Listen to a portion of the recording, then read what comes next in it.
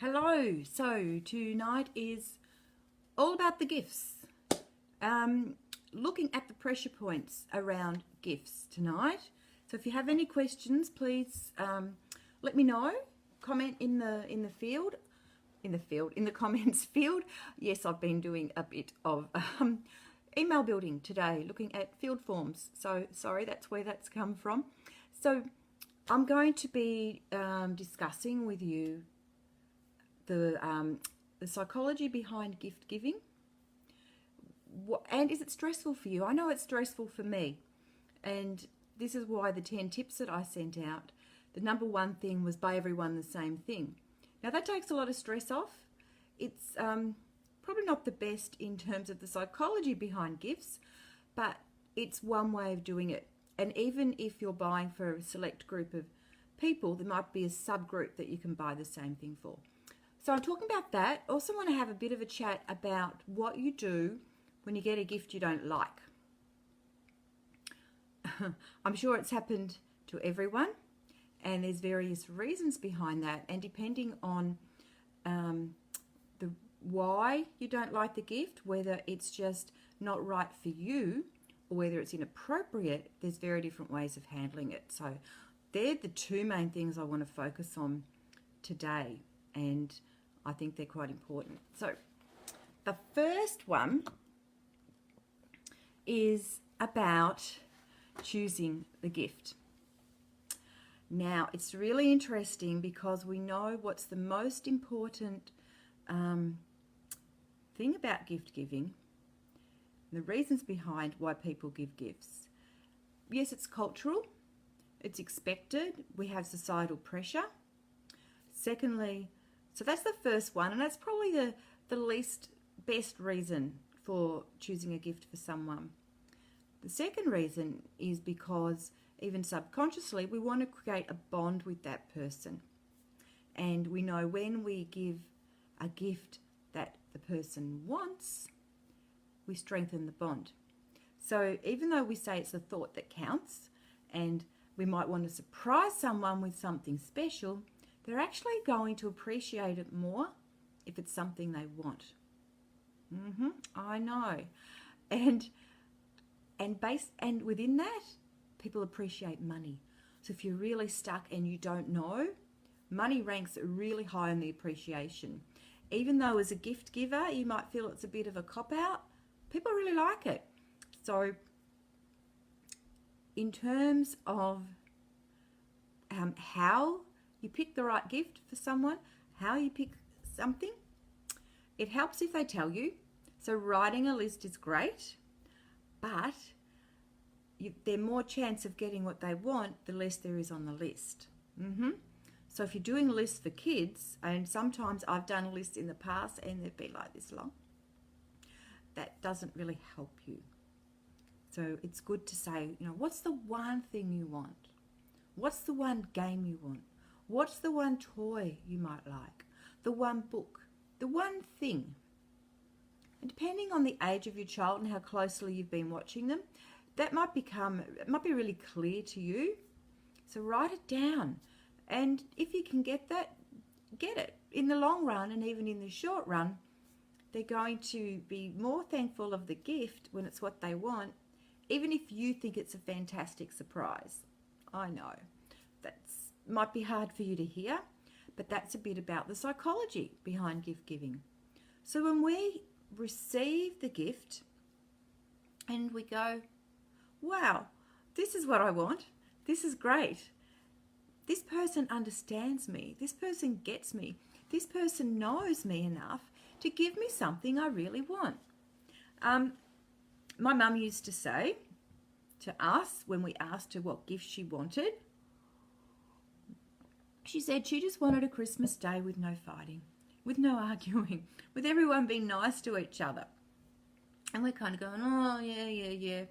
Now, as an adult with children, oh, my giddy aunt, I would love that as a gift. I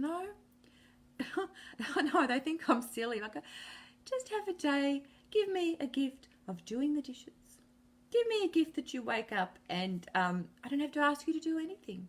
You can make dinner for me. all without asking. What a fantastic gift that would be. So, but I don't tend to really buy into that. But if your kids will, it's worth giving a go. Okay. So if you agree, just let me know. Send me a heart. Let me know what's going on for you. Now, next thing I want to talk about is what we do with gifts we don't like.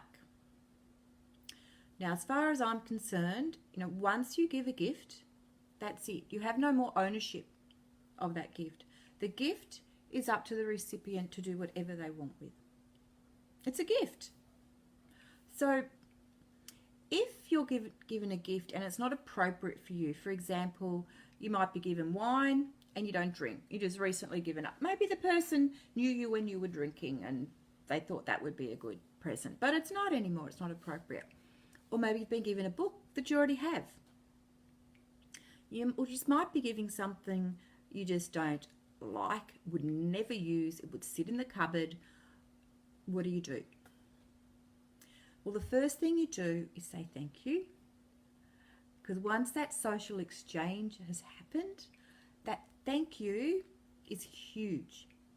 It makes a real difference in the relationship between you and the gift giver. I mean, that's a basic thing. You wouldn't even think you'd have to say it. But sometimes when people get given a gift they don't like, they might just go, and put it aside. I've actually witnessed that. And it's something with kids we kind of have to train them in, because if they open it and they're disappointed, or they're like, oh, there's another one of these. So it's very important that they do be taught, and you demonstrate that you say thank you. And you say it like you mean it. All right. So that's if a gift's not appropriate. I mean, not if you just don't like it for various reasons. So what can you do with it? Well, it's your gift. You can re-gift it. I don't have a problem with re-gifting, provided it's, in its box, so you don't open it. You don't read it first or wear it first. It has to be brand new to re-gift.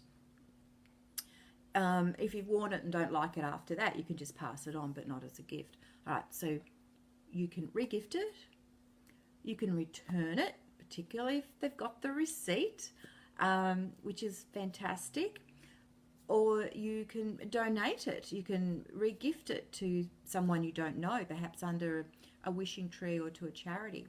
So it's yours. Do whatever you like with it. If you know the person well, you can discreetly, let them know. But otherwise, you don't need to. What do you do with an inappropriate gift? Hands up. Put me a hands up if you have been at a work Kris Kringle and received something totally inappropriate. I'm hoping in workplaces that's not as prevalent as what it used to be, but oh my God, the things that I have seen over the years, just wrong, totally wrong. And it can happen in family situations. You might get a gift that is for, someone much younger or much older, something that is like sexy underwear, which really is an appropriate gift to give in a family connotation. It might be something that's sizes that are too small or too big. So there's various reasons why it might be inappropriate as a once off. And for example, if the people around you actually know that you're giving up alcohol and they give you wine, that's an inappropriate gift. Okay? So there's that level of inappropriateness. The second level, what do we do with that? Because there's ways we handle it depending on whether it's first level or second level inappropriateness. So you can still say thank you, because if you're thinking this person doesn't know it's inappropriate, this is a teaching moment. No matter how old they are, it's still a teaching moment, and it's important that you practice being your authentic, assertive self. So you're going to go to them after and let them know that it wasn't appropriate. And look them in the eye and just say, and you don't even have to do it Christmas Day, depending on when you're going to see them next. Just explain why it wasn't appropriate. No? Sometimes there's a fine line between whether you let it go or not, but if it's a gift that actually insults you or offends you, a bit like giving, serving up bacon to someone you know is vegetarian, or putting bacon in all the salads so they can't eat anything, or there's things that are inappropriate. Then there's the next level of inappropriate, and this is what I call basically discriminatory giving. And I'd have to say, unfortunately, I've actually seen this in present with some of my clients, and also with people I know this has happened to. And this discrimination is often gender related. And it might be that the boy in the family, or sometimes it's even like the older person, and not gender, sometimes it's age, but frequently might be the boy, and it's generally the boy in the family, will get fantastic gifts, lots of expensive gifts, and showered upon them. And the female in the family, well, basically get very little. Will get nothing. And it's so obvious when you see this. Sometimes the parents do it. Sometimes it comes from the extended family. So, or I've also I've come across people where one member of the family actually gets something that's not new. It's not a re-gift, it's just whatever crap's lying around the house, and they get given it to them. And all the family members might be treated the same in this case. They might all get the leftover crap, dirty, broken. I'm not kidding you. It sounds bizarre, but it happens in families. And, I hope it hasn't happened to you. If it has, and you want to share, please go ahead. And this doesn't happen once. This happens repeatedly. So you either have discrimination within a family grouping or a friend grouping, or you have repeated inappropriate presents to everyone by the same person. Now, this isn't a teachable moment. Well, it's not a nice, gentle, teachable moment. This is I'm not standing for this moment. This is totally inappropriate and you need to pull your head in moment. So this is when you don't have to say thank you, because the gift giver in this case hasn't picked something they thought you'd like. They haven't intentionally gone out of their way to be kind and make the gift giving a joyous occasion. They've actually not given it any thought, or they've given it thought that says, you're not important to me and this is all you get. That person doesn't deserve a thank you. They deserve a, here's your gift. Don't do that again. This stops now. I'm not accepting your gift. It's not appropriate. So if you're a parent and your children are being discriminated against and treated differently, it's up to you to give both gifts back. Neither of these are appropriate. How hard do you think it's going to be for you to do that? So, Christmas isn't all nice. This is one of the stresses of Christmas that I know come up for people over and over again. Gifts and what to do with them. So I hope this has helped. The three main different ways of categories of gifts, gift giving that it falls into. So number one is when you just mightn't like it for various reasons. 2, it's not appropriate for various reasons. And 3, it's downright discriminatory and quite unacceptable.